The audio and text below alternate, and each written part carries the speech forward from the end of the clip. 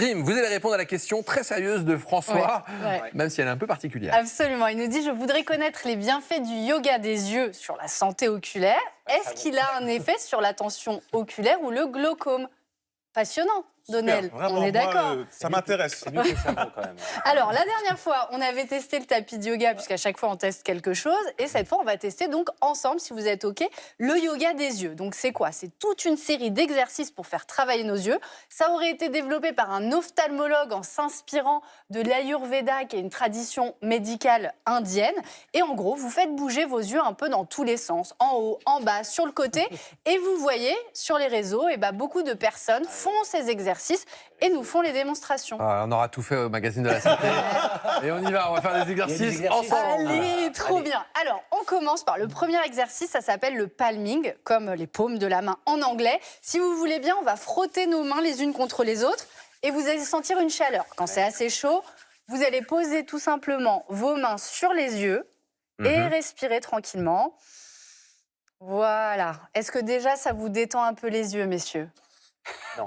Oh, Raphaël. Parce que ça calme, en fait. Bah oui, ça calme, voilà. C'est vrai. Donc c'est bon, vous pouvez revenir. Super. C'était bien. Attendez, non. Ah, vous êtes Impressionnant. au caquet, là Là, normalement, J'avais vous un êtes- down, mais là... vous êtes un peu détendu et on va faire le deuxième exercice qui consiste à faire des cercles avec les yeux. On va faire 5 cercles dans un sens. Allez, Donc on on y fait quoi? On tourne va. les yeux en l'air, là? Oui, vous faites bien le tour 5 fois en faisant des grands mouvements des yeux. C'est important. Hein. On va avoir l'air stupide. Voilà, bon, certes. Allez, on peut passer à l'autre côté. Ça fait ça bien. Voilà, on respire en même temps. Après, quand on louche, c'est plus simple. Ouais, c'est plus sympa Alors. de lécher, non? Ça vous C'est fait bizarre, quoi? C'est pas Bon, très agréable. Pas très agréable, non? Ah Vous non, vous sentez pas ça plus commence. détendu? Non, c'est pas très agréable. Pour le coup, c'est très C'est une cool. vanne ou c'est vrai cette chronique? Je là préfère loucher, moi. Non, c'est vrai de vrai. Vous allez pouvoir faire des cercles, aller de droite à gauche. Mais je pense que les lumières ne nous aident Ouais, pas. c'est vrai. Parce Ah que oui, là. normalement, c'est censé C'est détendre censé un peu. reposer? Ouais, là, Oui. Est-ce qu'il y aurait des bienfaits à cette technique un peu particulière? Oui, alors j'ai posé la question à une ophtalmologue, docteur Violaine Alou. Elle devait être ravie de l'appel. Hein. Ah, docteur, non, c'est horrible. je vous interromps entre 2 blocs opératoires. J'ai une question sur le yoga oculaire. Ils sont trop sympas, nos médecins. Eh bien, le yoga des yeux, il détend un petit peu. Il a un petit effet relaxant. Pourquoi? Parce que ça détend les muscles qui sont autour des yeux avec tous ces mouvements. Ça peut soulager un peu la fatigue visuelle quand on a passé beaucoup de temps, notamment sur l'ordinateur.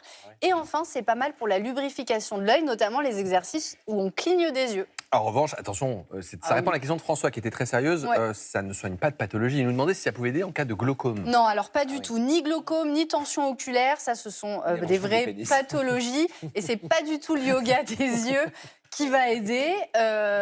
Voilà, là, clairement, pas d'effet. Pardon, c'est les Donc, c'est remarques. Raphaël. Vous dites quoi, Raphaël? Mais c'est Pas à dans cause le de monde du Donnel. pénis. Pas d'allongement. C'est à cause de Il Donnel. cherche le savon. Pas d'allongement du Moi, je suis pénis. resté sur ton savon. Oui, mais c'était plus d'en venir sur le Bah pénis. oui, je sais pas pourquoi. Non, pas d'allongement du Rassurez-moi, pénis. c'est gratuit. Ah bah oui, c'est gratuit, Le effectivement. yoga, on Après, paye pas. il y a des cours de yoga des yeux, il y a des coachs. Ouais, voilà.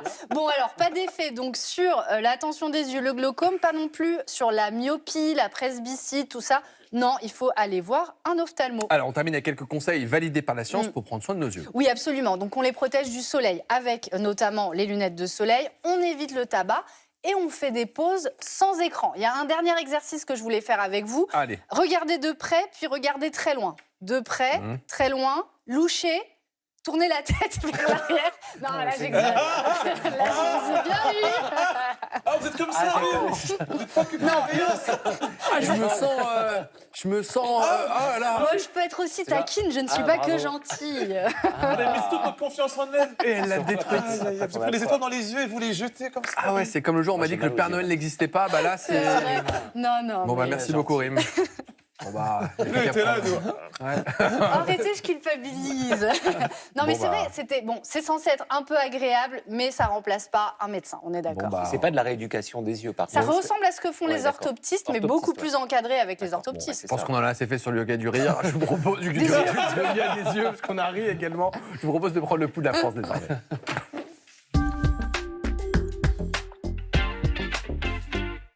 Saviez-vous qu'une épidémie de peste avait marqué la ville de Marseille au XVIIIe siècle? Elle a décimé près de la moitié de la population, faisant près de 40 000 victimes. Retour sur l'un des épisodes les plus dramatiques de l'histoire de la ville avec Seti Dali, Julien Nativel et Maureen Marion.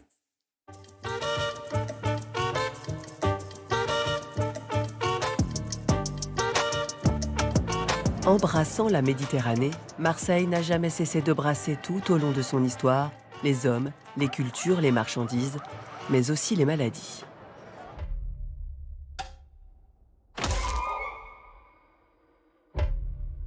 Nous sommes en 1720. La peste frappe la cité. Une puissance dévastatrice à l'image de cette œuvre hors norme. Au pic de l'épidémie, 1000 Marseillais meurent chaque jour, les cadavres inondent les rues. On est à la fin du mois d'août et il y a eu tellement de morts dans la ville qu'il n'y a plus personne pour enterrer les corps qui sont laissés abandonnés dans la rue.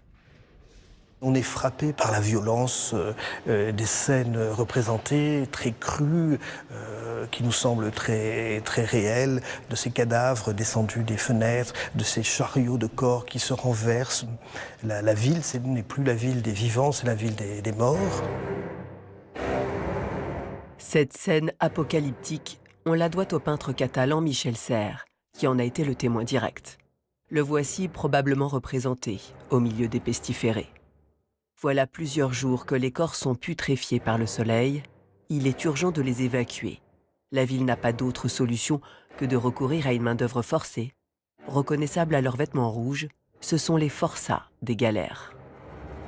On va leur donner cette tâche terrible de ramasser tous les corps et la masse des corps est telle qu'il faut les mettre donc, dans des charrettes qui vont les évacuer et ils vont être jetés dans des fosses communes à la sortie de la ville avec de la chaux versée sur les corps pour restreindre la diffusion de l'épidémie.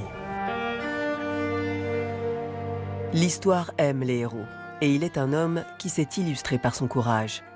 L'intrépide évêque de Marseille est ici représenté au chevet des pestiférés. Cette avenue portera plus tard son nom, Belzunce. Ceux qui avaient la possibilité ont fui, et lui, il est resté au cœur de la ville. Il conforte les malades, il donne extrême onction aux mourants. Donc, dès 1720, il est considéré comme une grande figure, très appréciée et très aimée de la population. Cette malédiction qui frappe Marseille vient en réalité de la mer. Le Grand Saint-Antoine est un navire de commerce. Il revient des pays du Levant. Dans ses cales, il transporte des étoffes précieuses, mais elles sont infestées de puces porteuses du bacille de la peste. Une fois débarqué sur Terre, la maladie se répand et devient incontrôlable. Michel Rubirola est médecin de santé publique et féru de cette page mémorable de la ville. Une puce piquait un, piquait l'autre, puis après la personne qui était infectée se mettait à tousser allait contaminer d'autres, et puis après c'est exponentiel.